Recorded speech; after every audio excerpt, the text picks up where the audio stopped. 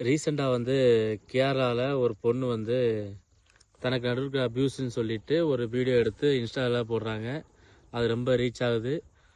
தன்னை சுற்றி ஒரு இன்சிடென்ட் நடக்குன்னே தெரியாத ஒரு ஆண் வந்து இதன் மூலமாக பாதிப்படையும் போது அதுக்கான விளக்கம் கொடுக்க முடியாமல் இறந்து போகிறான். காரணம் என்ன அப்படின்னா, இந்த உலகமும் சரி சட்டங்களும் சரி ஒரு பெண்ணுக்கு என்ன தேவையோ அதை சுற்றியே அமைகிறது, அதை சுற்றியே இருக்குது. அப்படிங்கும்போது ஒரு ஆண் தன்னுடைய எந்த ஒரு உணர்வுகளையும் சரி தன் பக்கம் எந்த நியாயத்தையும் வெளிப்படுத்த முடியாத சூழ்நிலை தான் இதிலிருந்து வெளியாகுது. மதர் ரிலேட்டடாக வந்து இந்த செய்தியை பரப்புகிறாங்க. ஒரு முஸ்லீம் பெண்ணால் தான் இப்படி ஆயிட்டா அப்படின்னு சொல்லி பரப்புகிறாங்க. இந்த வெறுப்பு பிரச்சாரம் வந்து மிக தவிர்க்கக்கூடிய ஒன்று. ஏன் அப்படி சொல்கிறேன் அப்படின்னா, எந்த ஒரு தனிப்பட்ட விஷயத்துக்கும் மதத்தையோ மொழியையோ உணர்வுகளையோ இழுக்கக்கூடாது. ஒவ்வொரு தனி மனிதனுக்கும் தனி மனித உணர்வு இருக்குது.